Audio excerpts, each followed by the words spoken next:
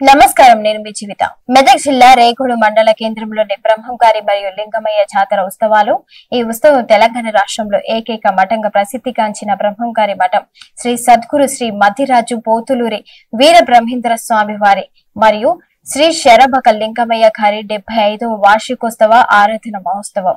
ఈ కార్యక్రమాలు 29 తేదీ నుండి 10వ తేదీ వరకు జాతర ఉత్సవాలు, హోమాలు, 2వ తేదీన స్వాముల వారి పాదుకలు, 3వ తేదీన ధ్వజస్తంభం శిఖర ప్రతిష్టాపన చేశారు.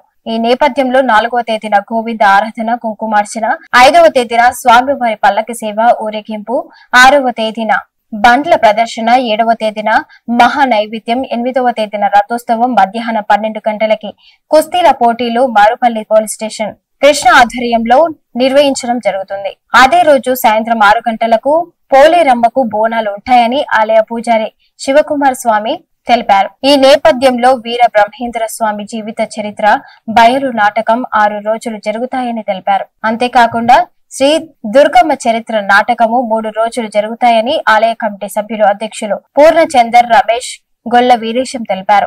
ఈ స్వామివారిని దర్శించుకోవడానికి అధిక సంఖ్యలో భక్తులు వచ్చి తీర్థ ప్రసాదాలు స్వీకరించాలని ఆలయ పూజారి శివకుమార్ స్వామి తెలిపారు. చాలా కష్టంగా ఉంది. అంటే గత ఒకప్పటికి ఇప్పటికి చాలా డిఫరెన్స్ గా, అప్పుడేమో ఒక పూర్ణ పిండుకులాగా ఉండే, ఇప్పుడు అన్ని విధాలుగా స్లాబ్ తోని చాలా ఘనంగా మరి ఈ ఆలయాన్ని నిర్మించడం జరిగింది. లింగమయ్య స్వామి మొట్టమొదటిసారిగా లేకుండా వచ్చినటువంటి స్వామి 400 సంవత్సరాల సజీవ జీవ సమాధి కలిగినటువంటి మన ఇక్కడ ఆలయ మన పంతులు తెలియజేయడం జరిగింది. ఈ సంవత్సరము గజస్తంభము మరి ఇక్కడ ఏర్పాటు చేయడం జరిగింది. మనం చూసుకుంటే ఇది చాలా హైట్గా ఇక్కడితో తయారు చేసినటువంటిదని మనము ఆలయ కమిటీ పంతులు పూజారి శివకుమార్ తెలియడం జరిగింది. ఇది కూడా ఇక్కడ ఎదిగిన గజస్తంభము 2 గజస్తంభాలు తీసుకొచ్చారు. పక్కనే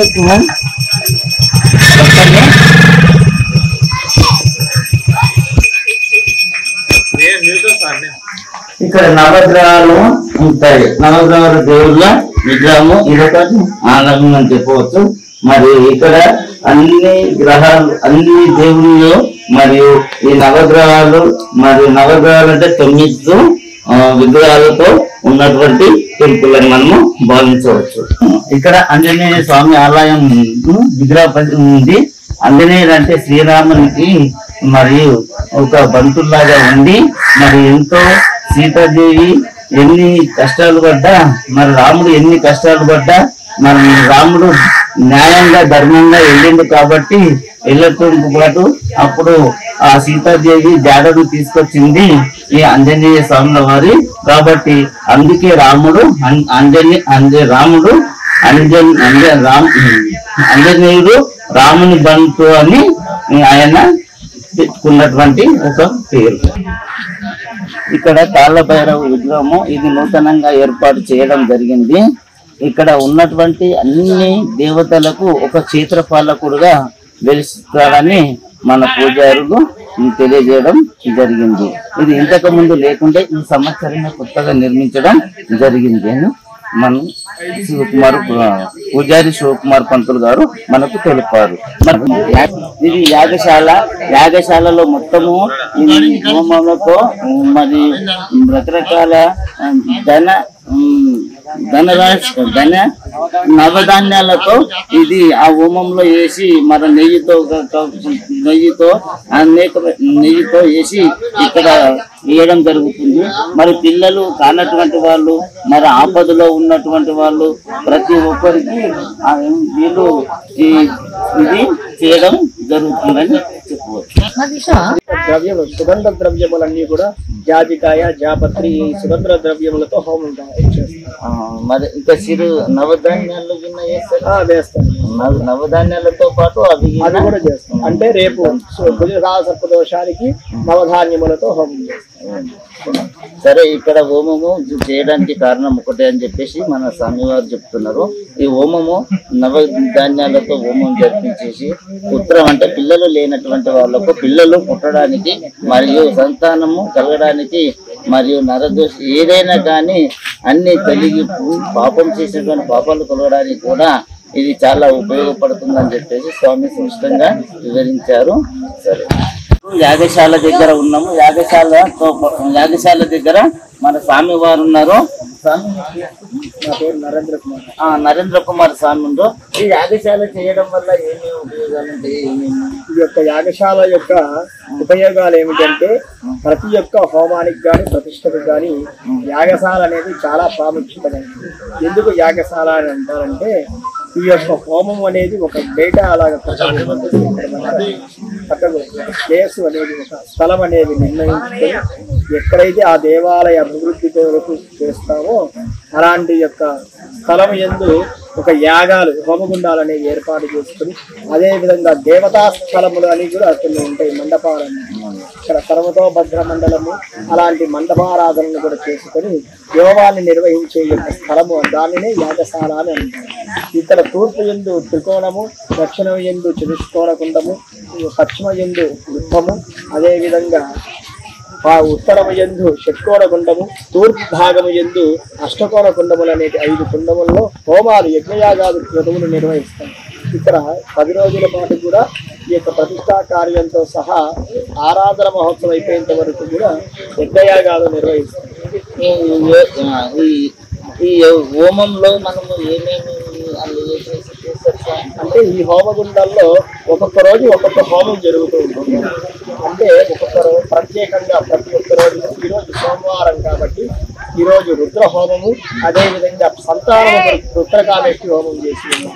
ఆదివారం రోజు చండీ హోమము, రేపు మంగళవారం యందు కుజ కాల సర్పదోషం అంటే వివాహం కాని వారికి కానీ ఎవరికైనా దోషం ఉంటే కుజ కాల సర్పదోషము, ఎల్లుండి బుధవారం అలాగే ఒక్కొక్క రోజు ఒక్కొక్క హోమం నిర్వహించి ఆ యొక్క హోమంలో చేయడం జరిగింది. మండలంలోని వీరబ్రహ్మేంద్ర స్వామి ఆలయము మరియు చాలా ఘనంగా జరుగుతుంది. తెలంగాణ రాష్ట్రంలోనే చాలా ప్రసిద్ధి చెందినటువంటి వీరబ్రహ్మేంద్ర స్వామి ఆలయం అని మనకు అన్ని విధాలుగా మన ఇది తెలియజేయడం జరుగుతుంది. కాబట్టి వీరబ్రహ్మేంద్ర స్వామి వారు మన తల్లిదండ్రులు ఎవరు మనతో పాటు ఉన్నారు, శివకుమార్ స్వామి వారిని అడిగి తెలుసుకుందాం. ఓం శ్రీ గురుభ్యో నమః. జగద్గురు శ్రీమద్ విరాట్ పోతులూరి వీరబ్రహ్మేంద్ర స్వాముల వారి మఠం రేగోడ్ గ్రామం నందు గ్రామం రేగోడ్ మండలం రేగోడ్ జిల్లా మెదక్లో ఇక్కడ ఉండడము మా గ్రామంలో చాలా శ్రేయస్కాయదాయకం. మరి నేను గత 120 సంవత్సరాల క్రితం గ్రామ పెద్దలు గ్రామ ప్రజల ఆధ్వర్యంలో నిర్మించడం జరిగింది. మరి ప్రతి వైశాఖ శుద్ధ దశమి రోజు స్వామివారికి ఆరాధన మహోత్సవాలు రంగరంగ వైభవంగా గ్రామ పెద్దలు గ్రామ ప్రజల ఆధ్వర్యంలో జరుగుతాయి. అదేవిధంగా శరభేశ్వర స్వాముల వారు నిజ సమాధి కూడా ఉంది స్వాముల వారిది. ఈసారి స్వామివారి విగ్రహ ప్రతిష్టాపన కూడా పునర్నిర్మాణం జరగడం జరిగింది. అదేవిధంగా ఇక్కడ కోరిన కోరికలు తీర్చే దేవుళ్ళుగా ఇద్దరు కూడా విరాజిల్లుతూ ఉన్నారు. కానీ మా రేగోడ్ గ్రామంలో కలార వ్యాధి వ్యాపించినప్పుడు అందరూ గ్రామ పెద్దలు గ్రామ ప్రజలు కలిసి వీరబ్రహ్మేంద్ర స్వాముల వారి మఠం వద్దకు పోయి అక్కడ పెట్టిన పరీక్షకు నెగ్గి ఇక్కడకు ప్రసాదం తీసుకుని వచ్చి ప్రసాదాన్ని ఆ సమాధిగా నిర్మించారు. అదేవిధంగా నిర్మించిన నుండి నేటికి కలార వ్యాధి కూడా మా గ్రామంలో రాలేదు. పక్క గ్రామాలలో విరాజిల్లుతుంది కానీ రేగోడ్ గ్రామంలో రాలేదు. ఇప్పుడు కూడా అదేవిధంగా 124 సంవత్సరాల నుండి కూడా ఉత్సవాలు యథాతథంగా సాగుతా ఉన్నాయి. ఇప్పుడు పునర్నిర్మాణంలో భాగంగా ధ్వజస్తంభము, శిఖర ప్రతిష్ట మరియు గుడి పునర్నిర్మాణం జరిగింది. కాలభైరవ ప్రతిష్ట, సుబ్రహ్మణ్యేశ్వర స్వామి మరియు జంట నాగులు, ఒంటి నాగు, 7 శిరస్సుల నాగులు కూడా నిర్మించడం జరిగింది. మరి అందరూ కూడా ఏదైనా దోషాలు ఉన్న వాళ్ళు కాలభైరవ దోషం ఉన్న వాళ్ళు కానీ అక్కడక్కడ వచ్చి పూజలు కూడా చేసుకోవచ్చు. ఇక్కడ ప్రధాన అర్చకునిగా శివకుమార్ ఆచార్య నా పేరు. మరియు వ్యాధి వ్యాపించడం వల్ల మనకు ఇక్కడ నుంచి బ్రహ్మం గారు ఇక్కడ కందిమల్ల పల్లెల్లోనే జీవ సమాధి అయిందని మనకు వేదాలు చెప్తున్నాయి. కాబట్టి ఆ జీవ సమాధులు ఇక్కడ రేగోడ్ మండలం నుంచి ఇక్కడ వీళ్ళంతా అక్కడికి వెళ్ళి మరి కాలి నడకతోని మరి అక్కడికి వెళ్ళి తీసుకొచ్చేసి ఇక్కడ సమాధి నిర్మాణం ఎందుకు వెళ్ళిండ్రు అప్పుడు అనేది మీరు ప్రశ్నిస్తా ఉన్నారు.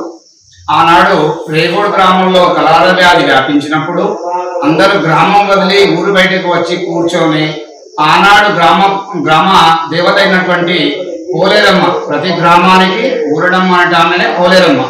ఆ పోలేరమ్మనే ఎలాంటి కలర వ్యాధి వ్యాపించకుండా బంధించిన వాడు జగద్గురు శ్రీమద్ విరాట్ కోతులూరు వీర బ్రహ్మేంద్ర స్వామి వారు. ఆయనకు ప్రార్థించడం మనం మంచిది అని చెప్పి అందరూ కలిసి కూడా ప్రసాదం తీసుకుని వచ్చి, ప్రసాదం కూడా ఏ విధంగా తీసుకుని వచ్చినారంటే ఇక్కడ స్వామి మఠాధిపతులు వీర భోగ వసంత వెంకటేశ్వర స్వామి వారి తండ్రి శ్రీనివాసాచార్య గారు ఆయన సమక్షంలో పరీక్ష పెట్టగా అక్కడ పరీక్షకు నెగ్గి రేగోడ్ గ్రామ ప్రజలు పరీక్షకు నెగ్గి ఇక్కడికి కాలినడకగా ప్రసాదాలు ఏ విధంగా తెచ్చారంటే ఒకరి బట్టలు స్నానం చేసి పచ్చి బట్టలతో పట్టుకొని కాలినడకగానే ఇక్కడికి ఒకరి బట్టలు ఆరిపోయేంత వరకు ఇంకోరు స్నానం చేసి ఆ పూలు తీసుకొని అతి పవిత్రంగా తీసుకుని వచ్చి ఇక్కడ సమాధి నిర్మించారు. మరి అక్కడ నుంచి స్వామి మరి పూలు తీసుకొని రావడం జరిగింది అని చాలా వివరంగా చెప్పారు స్వామి. మరి ఆ పువ్వులు అక్కడ కందిమల్లపల్లె నుంచి ఇంత దూరం మోయడానికి మరి ఎక్కడన్నా దించడం టెంపుల్లో, ఓన్లీ టెంపుల్లో పెట్టడం జరిగింది. ఎక్కడెక్కడైతే గుళ్ళు ఉన్నాయో ఆ గుళ్ళలో పెట్టి, పవిత్రమైన స్థలం కాబట్టి దేవాలయం అనగా ఆ గుళ్ళలో పెట్టి మళ్ళా పొద్దున స్నానం చేసి మళ్ళా ఆ పూలు తీసుకొని ఇక్కడికి వచ్చేసి ఇక్కడ సమాధి చేయడం జరిగింది. చెప్పారు సార్. మరి ఇప్పుడు మళ్ళా ఈ రోజు గోపాలకాలు, ఈ రోజు వచ్చేసి గోపాలకాలు స్వామివారికి పల్లకి ఊరేగింపు. అదేవిధంగా రేపు వచ్చేసి శరభేశ్వర స్వాముల వారికి మహానివేదన పలహార బండ్ల ప్రదక్షిణ నిర్మించడం జరుగుతూ ఉంది. స్వామివారు సజీవ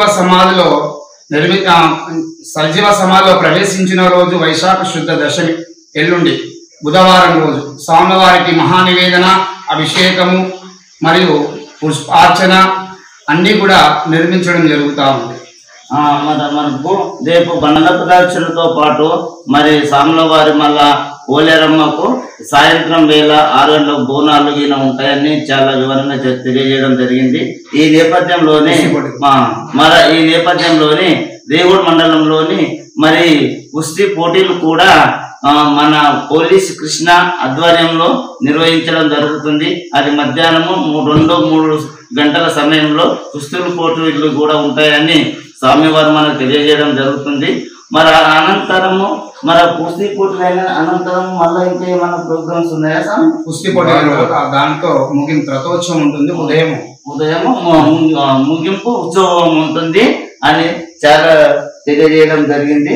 మరి అంతేకాకుండా మన ఇక్కడ బ్రహ్మం గారి యొక్క చరిత్ర వీధి నాటకాలు జరుగుతున్నాయి. ఈ వీధి నాటకాలు 6 రోజులు ఉంటాయి. నిన్న అంటే మొదటి రోజు ఆట ముగించింది. ఇది ఒకనాడు డే బై డే ఉంటుందని చెప్పారు. మరి అంతేకాకుండా దుర్గమ్మ జాతర కూడా నాటకాలు ఉంటాయి. ఇది కూడా 3 రోజులు నాటకం ఉంటుంది. ఒక డే బై డేనే ఈ నాటకాలు ప్రదర్శన జరుగుతుంది. కాబట్టి అందరూ అధిక సంఖ్యలో వచ్చేసి మరి స్వామివారిని దర్శించుకొని తీర్థ ప్రసాదాలు స్వీకరించాలని మన ఆలయం. Thanks for watching.